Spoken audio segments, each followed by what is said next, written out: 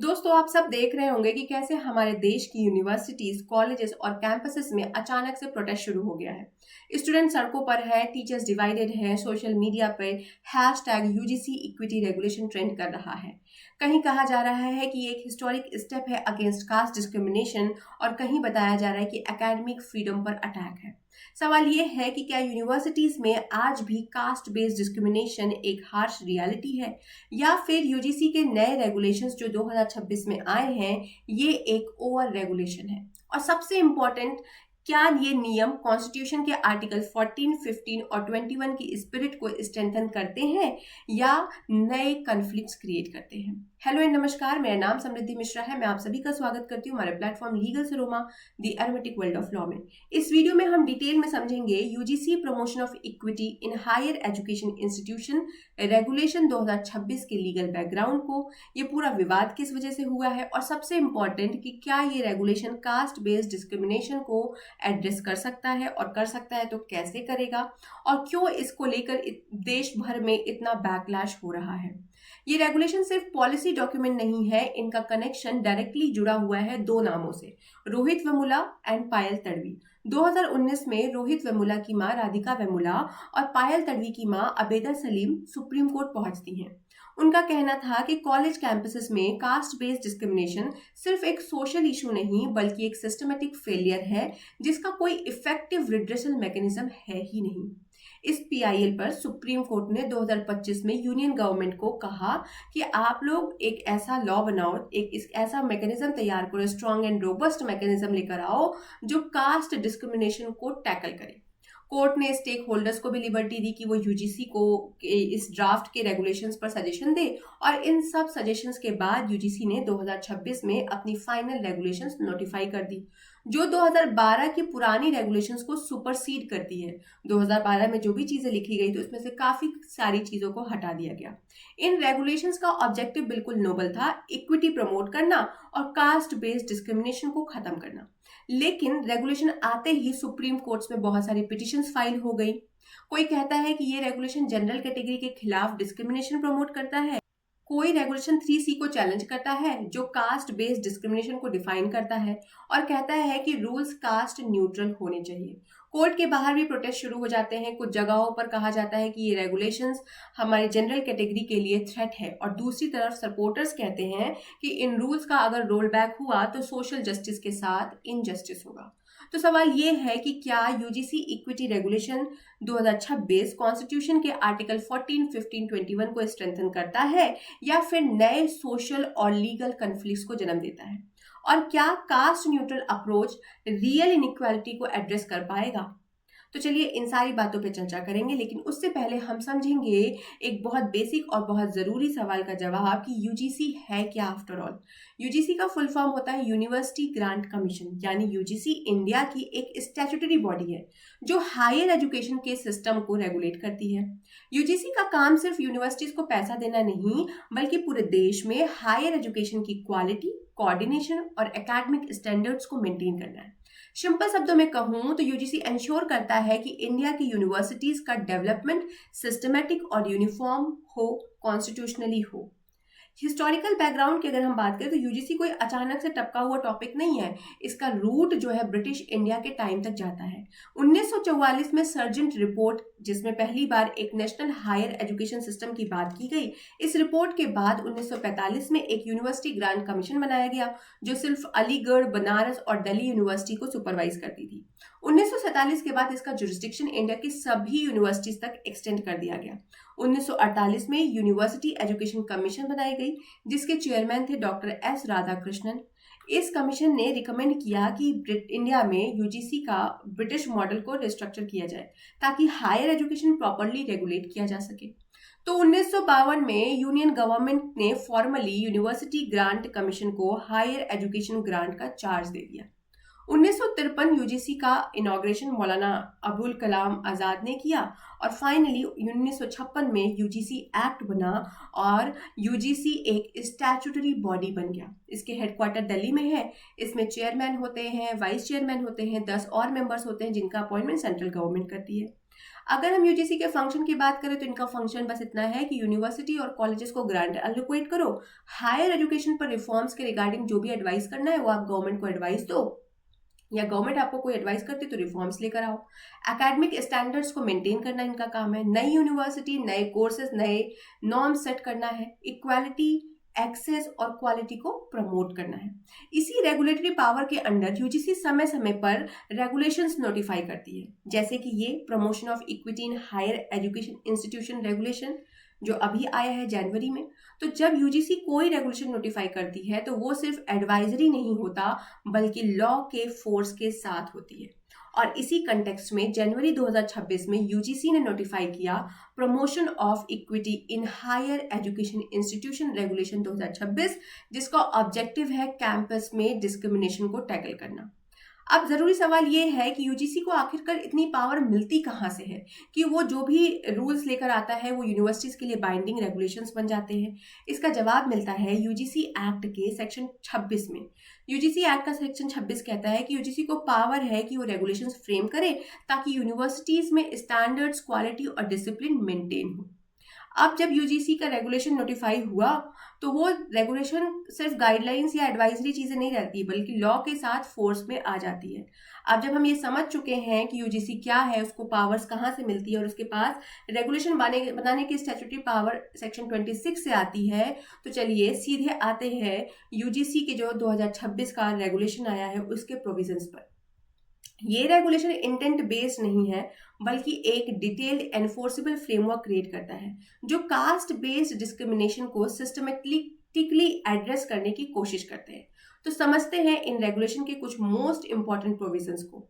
तो सबसे पहला प्रोविजन है comprehensive coverage of caste based discrimination. सबसे पहले और सबसे इंपॉर्टेंट प्रोविजन जो है कास्ट बेस्ड डिस्क्रिमिनेशन की क्लियर डेफिनेशन। रेगुलेशन एक्सप्लिसिटली कहता है कि अगर शेड्यूल्ड कास्ट, शेड्यूल्ड ट्राइब या अदर बैकवर्ड क्लासेस के मेंबर्स के साथ उनकी कास्ट या ट्राइब के बेसिस पर अनफेयर या बायस्ड ट्रीटमेंट होता है तो वो कास्ट बेस्ड डिस्क्रिमिनेशन माना जाएगा। यहाँ एक सिग्निफिकेंट शिफ्ट दिखाई देता है कि ओबीसी को भी एक्सप्लिसिटली लीगल प्रोटेक्शन दिया गया जो पहले के फ्रेमवर्क्स में आर्टिकुलेटेड नहीं था। दूसरा प्रॉब्लम जो यहाँ पे फेस करने को आ रहा है, जो दूसरा प्रोविजन है वो कहता है कि सिर्फ कास्ट तक ही ये लोग सीमित नहीं थे। रेगुलेशन डिस्क्रिमिनेशन को भी काफी ब्रॉड और इंक्लूसिव तरीके से डिफाइन करती है। डायरेक्ट या इनडायरेक्ट किसी भी फॉर्म में अगर अनफेयर, बायस्ड या डिफरेंशियल ट्रीटमेंट होता है, कौन कौन से ग्राउंड पे, caste, religion, race, gender, place of birth, disability, तो वो डिस्क्रिमिनेशन माना जाएगा। और ये डेफिनेशन सिर्फ एक्ट्स तक सीमित नहीं बल्कि ऐसे एक्शंस को भी कवर करता है जो एजुकेशन में इक्वालिटी को इम्पेयर करे या ह्यूमन डिग्निटी के अगेंस्ट कोई एक्शन हो। थर्ड जो प्रोविजन है वो बात करता है कि इम्प्लीमेंटेशन मैकेनिज्म के बारे में। हर हायर एजुकेशन इंस्टीट्यूशन के लिए इक्वल अपॉर्चुनिटी सेंटर्स यानी ईओसी इस्टेब्लिश किया जाएगा। ये मैंडेटरी भी है। ईओसी का रोल होगा कि वो सिर्फ कंप्लेंट्स ही ना सुने बल्कि इक्विटी को प्रमोट करे, सोशल इंक्लूजन इंश्योर करे और डिस्क्रिमिनेशन रिलेटेड ग्रीवियंसेस को हैंडल करे। ये प्रोविजन रेगुलेशन को प्रैक्टिकल बनाता है, सिर्फ थ्योरेटिकल बातें यहाँ पे नहीं कर रहे हैं। लेकिन रियलिटी हमेशा डिफरेंट होती है, हम सबको पता है। लॉज बहुत सारे बनते हैं पर रियल में कैसे उसका इम्प्लीमेंटेशन होता है वी ऑल नो दैट। हर ईओसी के अंडर इक्विटी कमेटी बनाई जाएगी, ये फोर्थ प्रोविजन है। इस कमेटी के चेयरपर्सन कौन होंगे? इस कमेटी का चेयरपर्सन जो वो इंस्टीट्यूशन है उसका हेड होगा और इसमें कंपल्सरी रिप्रेजेंटेशन होगी SC, ST, OBC, women and person with disabilities का। इसका ऑब्जेक्टिव है डिसीजन मेकिंग प्रोसेस को इंक्लूसिव और रिप्रेजेंटेटिव बनाना। फिफ्थ जो प्रोविजन आता है तो कहते हैं कि अकाउंटेबिलिटी के लिए रिपोर्टिंग मैकेनिज्म भी होगी और बहुत स्ट्रांग बनाई गई है कि इक्वल अपॉर्चुनिटी सेंटर्स को बाई एनुअल रिपोर्ट सबमिट करनी होगी और हर इंस्टीट्यूशन को यूजीसी के सामने एक एनुअल इक्विटी रिपोर्ट फाइल करनी होगी। सिक्स्थ प्रोविजन बात करता है कि रेगुलेशन यहीं रुकता नहीं है। जो भी रेगुलेशन आया था अभी 2026 में, हर हायर एजुकेशन इंस्टीट्यूशन पर क्लियर ऑब्लिगेशन डाली गई है कि वो डिस्क्रिमिनेशन एलिमिनेट करे और इक्विटी प्रमोट करे। सबसे इंपॉर्टेंट बात, इंस्टीट्यूशन के हेड जो भी है उनको डायरेक्टली रिस्पॉन्सिबल बना दिया गया है कि कोई भी इफेक्टिव इंप्लीमेंटेशन नहीं हुआ तो आपकी रिस्पॉन्सिबिलिटी होगी, आप कोई वहां पे ब्लेम वगैरह शिफ्ट नहीं कर सकते हैं। सेवेंथ प्रोविजन आता है, कहते हैं कि सिर्फ कैंपस लेवल पे नहीं बल्कि नेशनल लेवल मॉनिटरिंग का भी प्रोविजन है। यूजीसी एक नेशनल मॉनिटरिंग कमेटी स्टैब्लिश करेगी जिसमें स्टैट्यूटरी बॉडीज और सिविल सोसाइटीज के रिप्रेजेंटेटिव्स होंगे। ये कमेटी इम्प्लीमेंटेशन मॉनिटर करेगी, कंप्लेंट्स रिव्यू करेगी और प्रिवेंटिव मेजर्स रिकमेंड करेगी। कमेटी कम से कम साल में 2 बार मिलेगी। और एट्थ प्रोविजन बात करता है फाइनली इन्फोर्समेंट के बारे में कि अगर कोई इंस्टीट्यूशन रेगुलेशंस का वायलेशन करती है तो कॉन्सिक्वेंसेस सीरियस हो सकते हैं। तो यूजीसी के स्कीम से डिपार्टमेंट हो जाएगा, डिग्री या डिस्टेंस ऑनलाइन प्रोग्राम्स पर रेस्ट्रिक्शंस लग जाएगा। तो ये तो सारे प्रोविजंस थे। इसी वजह से जो रेगुलेशन जो बना है ये एडवाइजरी नहीं बल्कि लीगली एनफोर्सेबल है। इस तरह यूजीसी इक्विटी रेगुलेशन 2026 सिर्फ डिस्क्रिमिनेशन को डिफाइन नहीं करता बल्कि उसके प्रिवेंशन, रिड्रेसल और अकाउंटेबिलिटी का एक पूरा इकोसिस्टम क्रिएट करता है। अब कंट्रोवर्सी किस बात को लेकर हुई? जब हमने ये सब कुछ समझ लिया तो चलते हैं सबसे इंटरेस्टिंग चीज पे कि इस मुद्दे को लेकर इतनी कंट्रोवर्सी क्यों है। तो यूजीसी रेगुलेशन 2026 पर जो कंट्रोवर्सी चल रही है उसमें सबसे पहला रीजन ये है, सबसे बड़ा रीजन भी है कि जो रेगुलेशन 3C लिखा गया है उस पूरे के पूरे रेगुलेशन में, उसमें कास्ट बेस्ड डिस्क्रिमिनेशन को डिफाइन किया गया है और कहा गया है कि सिर्फ SC ST OBC के कंटेक्स्ट में डेफिनेशन है। मतलब कि सिर्फ और सिर्फ इनके हिसाब से जो भी डिस्क्रिमिनेशन होगा वो सिर्फ SC ST OBC के कंटेक्स्ट में ही होगा, उन्हीं के साथ हो सकता है। जनरल कैटेगरी के मेंबर्स को इस एम्बिट में नहीं रखा गया। मतलब जनरल कैटेगरीज के साथ कभी डिस्क्रिमिनेशन होगा ही नहीं, ऐसा इन्होंने प्रिज्यूम कर लिया है। अपोनेंट्स आर्ग्यू क्या कर रहे हैं कि जनरल कैटेगरी के लोग भी कास्ट बेस्ड बायस फेस कर सकते हैं, तो उनका प्रोटेक्शन क्यों नहीं है उसमें? हमें भी तो प्रोटेक्ट करो ना। सिर्फ और सिर्फ डिस्क्रिमिनेशन इन्हीं लोगों के साथ होगा, ये आपने कैसे समझ लिया? ये डिस्कशन लीड करता है एक कोर डिबेट पर, should anti discrimination law be category neutral और टारगेटेड। मतलब आपने सिर्फ कैटेगरी वाइज बता दिया कि इन्हीं के साथ डिस्क्रिमिनेशन होगा, बाकियों के साथ नहीं होगा, बल्कि ये जो प्रोविजन था इसको आपको न्यूट्रल बनाना चाहिए था। सेकेंड जो कंट्रोवर्सी का पॉइंट है, दूसरा डिस्प्यूट का मुद्दा है वो ये है कि इक्विटी कमेटी का जो कंपोजिशन है उसको लेकर बवाल है। SC ST OBC के जो मेंबर्स हैं इनको स्ट्रॉन्गर रिप्रेजेंटेशन दिया गया जो कंप्लेंट्स प्रोब करते हैं। जनरल कैटेगरी के मेंबर्स फील करते हैं कि यहाँ हमारा फेयर हियरिंग का राइट टेक अवे हो जाएगा। तो मतलब जो ऑडी ऑल्ट्रम का प्रिंसिपल है उसको भी आप साइड कर रहे हो, प्रिंसिपल ऑफ नेचुरल जस्टिस को ओवरसाइड कर रहे हो। उनका कहना है कि एंटी डिस्क्रिमिनेशन लॉ सबके लिए होना चाहिए इररिस्पेक्टिव ऑफ कास्ट। आप कास्ट के बेसिस पे ही क्यों ऐसे लॉस को बना रहे हो? ये लॉ सबके लिए होना चाहिए। मतलब हो सकता है कि डिस्क्रिमिनेशन जनरल कैटेगरी के साथ भी होता हो या हो जाए तो फिर हम कहाँ जाएंगे? ये मुद्दा है। थर्ड आता है जो पॉइंट वो ये है कि अपोनेंट्स का कंसर्न है कि जितने भी प्रावधान इसमें दिए गए हैं इनका मिसयूज बहुत अच्छे से हो सकता है। रेगुलेशन में अभी कोई भी पेनल्टी नहीं लिखा गया है। अगर कोई फॉल्स कंप्लेंट कर देता है तो उसके लिए कोई भी पेनल्टी नहीं है। जैसे फॉल्स रेप केसेस होते हैं तो कैसे लोग परेशान हो जाते हैं, वैसे यहाँ पे भी तो हो सकता है ना कि फॉल्स कंप्लेंट कोई कर दे तो जब सुनवाई ही नहीं होगी, फेयर चांस ऑफ हियरिंग ही नहीं है, तो बहुत सारे चांसेस है ना कि कंप्लेंट्स के लिए, मतलब फॉल्स कंप्लेंट्स भी हो सकते हैं, उसके रिगार्डिंग भी तो आप कोई प्रावधान लेकर आओ। तो अपोनेंट्स यहाँ पे आर्ग्यू करते हैं कि SC ST OBC stakeholders इसका मिसयूज कर सकते हैं कंप्लेंट मैकेनिज्म का पूरी तरीके से, और फॉल्स कंप्लेंट भी हो सकता है। ये एक form of reverse discrimination create कर सकता है। पर सपोर्टर्स इस एनालॉजी को रिजेक्ट करते हैं और कहते हैं कि SC ST एक्ट का मिसयूज के केसेस बहुत रेयर है। मतलब जो SC ST एक्ट है हमारा, उसके मिसयूज के केसेस बहुत रेयरली देखने को मिलते हैं और रिपोर्टिंग का फियर ज्यादा सीरियस है। तो उनका ये मानना है इस वजह से जनरल कैटेगरी को कोई भी प्रोटेक्शन नहीं मिलना चाहिए, या उनके लिए ये कास्ट बेस्ड डिस्क्रिमिनेशन या डिस्क्रिमिनेशन की डेफिनेशन है ही नहीं। एक और एप्रीहेंशन है टाइमलाइंस और पेनाल्टीज को लेकर। शॉर्ट डेडलाइंस हैं, स्ट्रिक्ट कॉन्सिक्वेंसेज हैं, तो जितने भी हायर एजुकेशनल इंस्टीट्यूशंस हैं उन पर प्रेशर्स होगा तो वो जल्दीबाजी में बिना जांच पड़ताल के डिसीजंस दे सकते हैं। तो ओपोनेंट का कहना है कि ये रस्ट डिसीजन होगा और मतलब रस्ट डिसीजन होगा, इसमें ज्यादा सुनवाई भी नहीं हो सकती और ये गलत तरीके से इम्प्लीमेंट किया जाएगा। सपोर्टर्स क्या आर्ग्यू कर रहे हैं भाई, उनकी भी आर्ग्यूमेंट सुन लीजिए कि इंडिया के हिस्टोरिकल कास्ट डिवाइड को ध्यान में रखते हुए एंटी डिस्क्रिमिनेशन फ्रेमवर्क टारगेटेड होना चाहिए, न्यूट्रल नहीं होना चाहिए, ऐसा उनका मानना है। False complaint penalties deliberately avoid इसलिए किया गया है ताकि स्टेक होल्डर्स रिपोर्टिंग से ना डरे। ये भी उनका मानना है। Stronger representation of reserved category के पैनल्स पर ट्रस्ट बिल्ड करता है और हिस्टोरिकली इग्नोर्ड कंप्लेंट्स को सीरियसली लिया जा सके। ध्यान से सुनिएगा, उनका कहना है कि स्ट्रॉन्गर रिप्रेजेंटेशन अगर होगा रिजर्व्ड कैटेगरी के पैनल्स, रिजर्व कैटेगरीज का, तो पैनल्स पर ट्रस्ट बिल्ड होगा और हिस्टोरिकली इग्नोर्ड कंप्लेंट्स जो है उनको सीरियसली लिया जाएगा, ये उनका मानना है। अभी हाल ही में सुप्रीम कोर्ट ने यूजीसी 2026 का जो भी ये रेगुलेशन आया है उस पर स्टे लगा दिया है। कोर्ट ने कहा कि ये बहुत स्वीपिंग है, यानी बहुत ज्यादा ब्रॉड और वाइड इम्पैक्ट वाले हैं, इसीलिए अभी 2026 रेगुलेशंस इंप्लीमेंट नहीं होंगे। जो 2012 के यूजीसी रेगुलेशंस थे उन्हें ही कंटिन्यू रखा जाएगा जब तक ये पूरा केस या मामला डिसाइड नहीं हो जाता है। यूजीसी रेगुलेशन 2026 को समझने के लिए सिर्फ कंट्रोवर्सी देखना ही काफी नहीं है, हमें यह भी समझना होगा कि हमारे देश में, हमारे संविधान में और कौन कौन से लॉज हैं जो कास्ट बेस्ड डिस्क्रिमिनेशन के बारे में बात करते हैं। अगर हम सबसे पहले और सबसे इंपॉर्टेंट प्रोविजन की बात करें तो वो है आर्टिकल 14 जो बात करता है इक्वालिटी बिफोर लॉ के बारे में। आर्टिकल 14 हर पर्सन को इक्वालिटी बिफोर लॉ देता है। इसका मतलब सिर्फ फॉर्मल इक्वालिटी नहीं बल्कि आर्बिट्ररी डिस्क्रिमिनेशन से प्रोटेक्शन। दूसरा प्रावधान आता है आर्टिकल 15 जो बात करता है प्रोहिबिशन ऑफ डिस्क्रिमिनेशन के बारे में।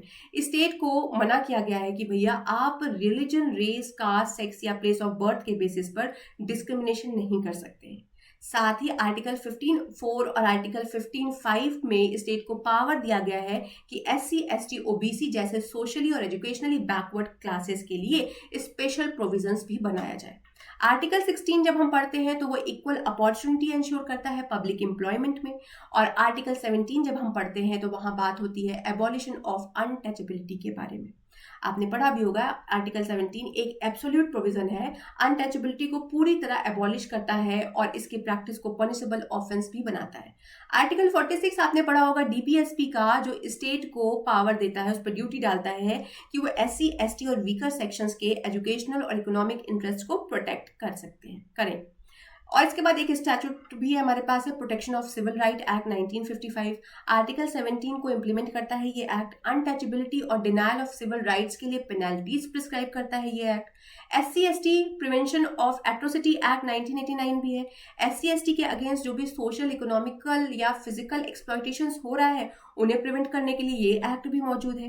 राइट टू एजुकेशन एक्ट 2009 में भी इंक्लूसिव और नॉन डिस्क्रिमिनेटरी एजुकेशन को प्रमोट किया गया है कि भाई हर किसी को एजुकेशन दो। RT का प्रावधान आपको पता होगा बहुत अच्छे से। UGC रेगुलेशन जो पहले था और जो अभी आया है वो हायर एजुकेशन के लेवल पर एंटी डिस्क्रिमिनेशन ड्यूटीज इंपोज करती है। समस्या ये है कि जो पहले का SC ST सेल था वो बहुत वीक था और ऑटोनॉमी कम थी और इंस्टीट्यूशनल रेपुटेशन को भी प्रायोरिटी दी जाती थी।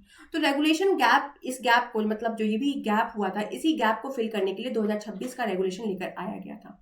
अगर हम जुडिशियल अप्रोच की बात करें तो हमारी कोर्ट्स ने कंसिस्टेंटली इक्वालिटी और डिग्निटी को डायनेमिक तरीके से इंटरप्रेट किया है।